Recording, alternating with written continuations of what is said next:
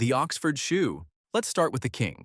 If formal shoes had a royal family, the Oxford would sit on the throne. It's the most formal shoe a man can wear, and it's been that way for almost 200 years. Born in the 1820s at Oxford University, where students wanted something sleeker than the bulky boots everyone was wearing back then. But what actually makes an Oxford an Oxford? One tiny detail most men miss. Look at the laces. On an Oxford, the lace flaps are stitched under the front of the shoe, sitting flat and closed. This is called closed lacing, and it's the reason the shoe looks so clean and sharp. No bumps, no gaps, just a smooth line from toe to ankle. That clean look is exactly why Oxford sends one clear signal: serious.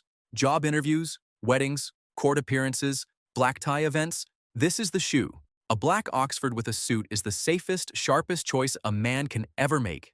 The mistake to avoid? Wearing Oxfords with jeans or chinos. They're built for suits. Pair them wrong, and the shoe that's supposed to elevate you will instantly look out of place. The derby shoe. Now look at Oxford one more time, and then look at this. At first glance, the derby looks almost identical to the Oxford. Same shape, same polish, same suit-ready vibe. But there's one detail that flips everything: the laces. Remember how the Oxford's lace flaps sat under the shoe, all closed and clean? On the derby, those flaps sit on top, like two open doors above the shoe. This is called open lacing. And that one small change does two big things. It makes the shoe slightly less formal and way more comfortable because the laces can open wider to fit any foot. Here's the truth most men never realize. Most men who think they hate dress shoes actually just hate Oxfords. The derby fixes that. It's still sharp enough for the office, weddings, and business meetings, but relaxed enough to wear with chinos on a Friday night. Basically, the derby is what happens when formal shoes loosen their tie. The pro move? Own a brown derby. It pairs with navy suits, gray suits, chinos, even dark jeans, and quietly becomes the most worn formal shoe in your closet. Loafers. Loafers are the only formal shoes with no laces, no buckles, no straps. You just slide your foot in and walk out. And there are three types every man should know: the penny loafer, the tassel loafer, and the horsebit loafer. Each one looks similar at first, but each sends a completely different signal.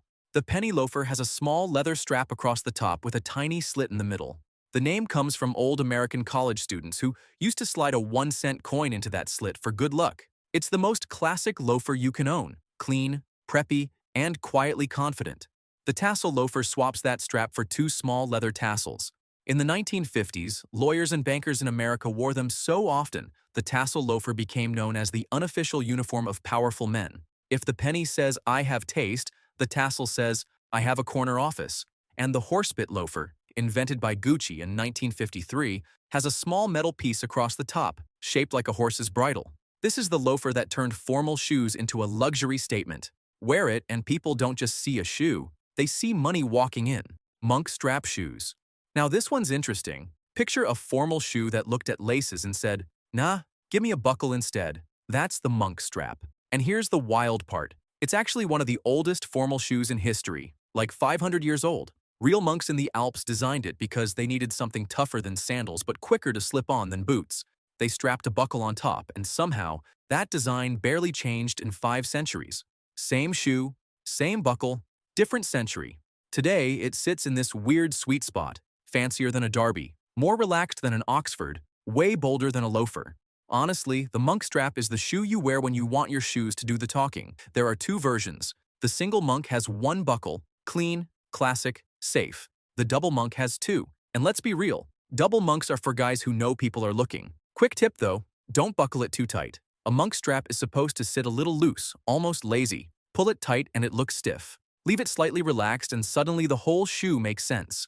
Chelsea boots. Chelsea boots might be the most unfair shoe in menswear. They somehow make almost every outfit look better, with almost no effort. And once you understand why, you'll probably want a pair yourself. You've definitely seen them. Ankle-high, sleek leather, no laces, and 2 stretchy elastic panels on the sides that let your foot slide right in. No buckles, no zippers, no fuss, just clean lines and quiet confidence. Here's a fact that surprises most people. The Chelsea boot was actually invented for Queen Victoria in the 1850s.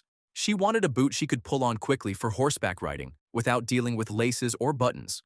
A royal shoemaker added the elastic panels, and somehow that 170-year-old design still looks modern today. Almost nothing in fashion has aged that gracefully. But the real magic of the Chelsea boot is how effortlessly it upgrades everything around it. With a suit, it looks sharper. With jeans, it looks cooler. With chinos, it suddenly feels intentional. That's why men buy Chelsea boots when they want to look stylish without looking fashion-obsessed. It's the shoe that does the work for you, quietly, every single time. The simpler the Chelsea, the more expensive it looks. Wholecut shoes. Now here's a shoe most men have never even heard of, but every shoemaker in the world considers it the most formal shoe ever made. A hole cut looks like an Oxford at first glance. Same shape, same lacing, same sharp silhouette. But look closer and you'll notice something strange.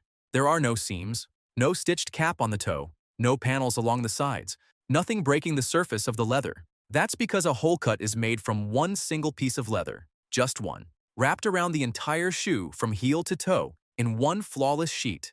And that's exactly what makes it so rare. To build one pair, a shoemaker needs a leather hide with 0 scratches, 0 stretch marks, and 0 imperfections, which is almost impossible to find. Most hides fail the test. The ones that pass become hole cuts.